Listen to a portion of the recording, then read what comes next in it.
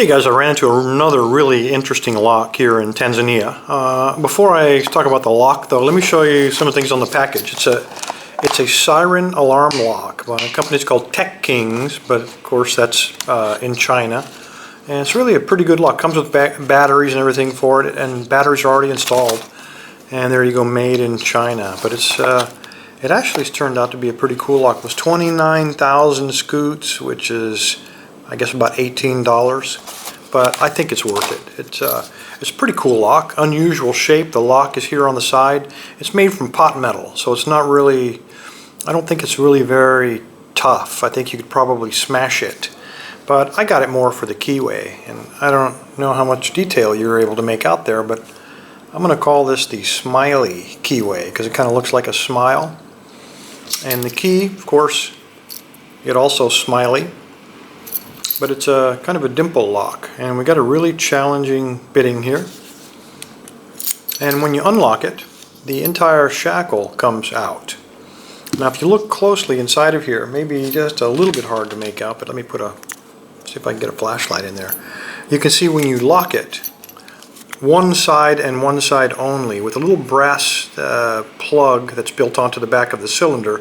That's what locks into whichever side of this shackle happens to be in. There are two carve-outs on the shackle, but only one of them actually is used. It just allows you to rotate it around. The 110 decibel siren, it is indeed at least 110 decibels. I discovered that here in my hotel room because I didn't realize it had batteries in it when I started working on it a little while ago. Just taking a look at it. I did take it apart, looked at the inside of it. The circuitry looks pretty good actually, not too bad at all. But that's enough of that. You can imagine, I've just had a few minutes to play around with it. I tried using one of the standard tension wrenches, but the problem comes in, and again, let's see if we can get this to focus. Hopefully. Maybe. Maybe not. Notice this camera never seems to want to cooperate. But anyway, come on baby.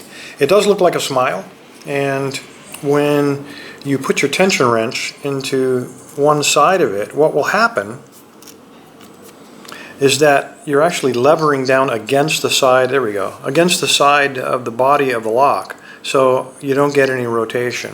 And if you try it, rotating it around, of course, the other way, you have the same problem, except now it tends to slide out. So then you say, well, I'll put it on the other side. Well, of course, if you do that, we put it here, and we get rotation, we block the keyway, we don't have access to pick it. And we have the same problem on the other side. So tensioning, it really is a big issue with this lock. There we go, put it on that side, and again, the camera's not cooperating, but I think you can probably make out there that on the left side we're pinching against the bottom of the keyway. So we got some serious problems here. So I need to find a way to tension this. So if you give me a few minutes, I'll probably have to cut this tension wrench down with a pair of pliers, and I'll see if I can't figure out a way to put some tension on this lock, and let's get it picked. So I'll be right back. Alright fellas, I've tried using these little pieces of spring steel to find a good angle, and I just can't do it. Doesn't seem to be any reasonable place to put it on this weird looking Smiley Keyway. So in the interest of just getting on with it, I'm going to try to put a normal tension wrench in this side, which is the only side that gives me access to the keyway and doesn't seem to bind too badly. I'll try to keep my thumb, as you see, a little close, and my idea is that by putting my thumb so close, maybe I can get an angle kind of like this. I have no idea if this is going to work, but we've got to give it a shot, right? Okay, again, with this fairly weak plan that I've come up with, I'm going to take my pick and slide it beneath the pins sideways all the way to the rear. And then once I'm there, I'm going to try to kind of rotate it like a key, just like that. And maybe this will work. And I apologize for the view, but I actually need like 3 hands to get into this tiny little keyway. Alright, pin 5 set, felt like.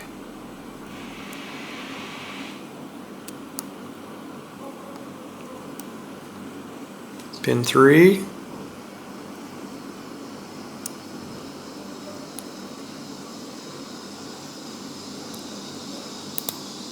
I like pin 1.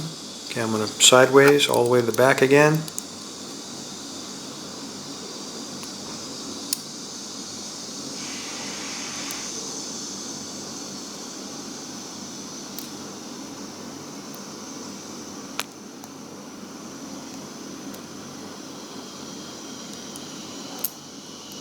And I didn't get anything that time. Let's try it again.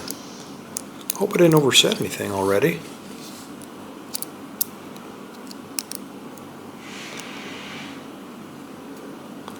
The pick doesn't want to rotate now. That may be bad, may be good.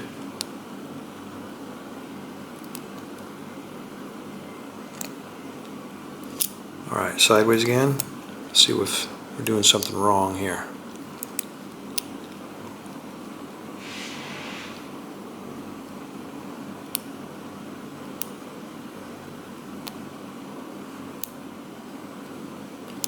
In spite of the weird tension wrench setup there, I am getting pretty good feedback. There is at least one security pin, and that's pin 1, because I was able to see him when I was messing around with those tension wrenches.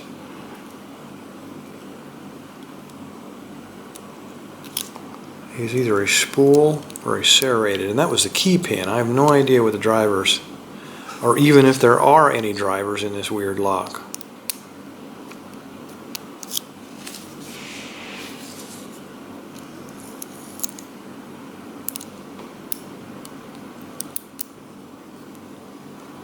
Okay, the pick does not now want to rotate. It seems to be getting stuck back there. Come on.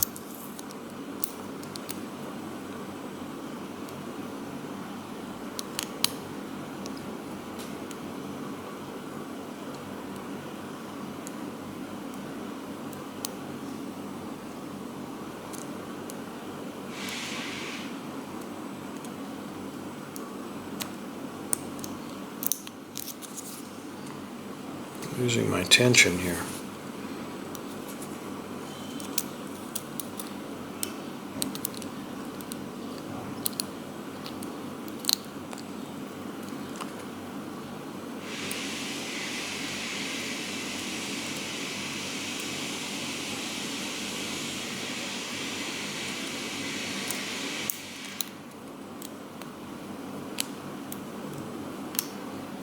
Yeah, I felt a little rotation on the core there. So we got a fault set, and it looks like we got an open there. Again, that tension wrench is definitely binding up on the side. So much so that I'm having trouble even rotating that core. Let's see what we got here. So I can try it. There we go. Alright, there we got an open. Maybe. There we go. What a beast of a lock. And the problem here is this keyway. But you need to, if you're going to pick one of these locks, you really got to find a way to get some tension on the keyway. And I'm not sure, I think I might have screwed up and used a wide tension wrench, perhaps if you tried a thin one, or even rigged up a tension wrench where you were actually somehow pushing like this on that keyway. I don't know of any other way to do this, fellas. The pins themselves are not hard. It's just it seemed like every pin I dropped, I'd drop another one simply because I couldn't maintain good tension on it. But anyway, there's the challenge. Keep attention on these things. They're not that difficult to open, but I will tell you, this has the alarm disabled. And what I discovered on the alarm, in fact, why don't we go ahead and take it apart? We're already busting the time zone, but I did look at it earlier. I put one of the batteries in backwards so it didn't continue to blast me with 110 decibels. Okay, 2 screws protected from the inside, and then when you take those screws off, there you go, it comes apart. There's your little sonic alarm in the bottom of the keyway, which feeds through there, and then inside of here there's your battery box, which produces all that noise, and then the circuitry. Pot metal, not very tough, it doesn't look like. The core is pinned in permanently, no way to remove that, so it's probably not that tough of a lock, to be honest. If it's pot metal, you could probably smash it, but I think the first time you disturb it, it has an anti-disturbance, I want to say fuse, but anti-disturbance alarm. As soon as you jostle it or anything, it starts beeping at you, and it gives you about 5 seconds. When it starts beeping, you have 5 seconds to put your key in and unlock it. And if you fail to do that, as I discovered here in my hotel room, it gives you 110 decibels until you do disarm it by finding the key. And I had left the key in the package, so it took me quite a while. So my ears are still ringing. Anyway, fellas, there you are from Dar-es-Salaam, Tanzania. A weird-looking smiley lock with an alarm in it. Everybody, thanks for your time. Stay safe, stay legal.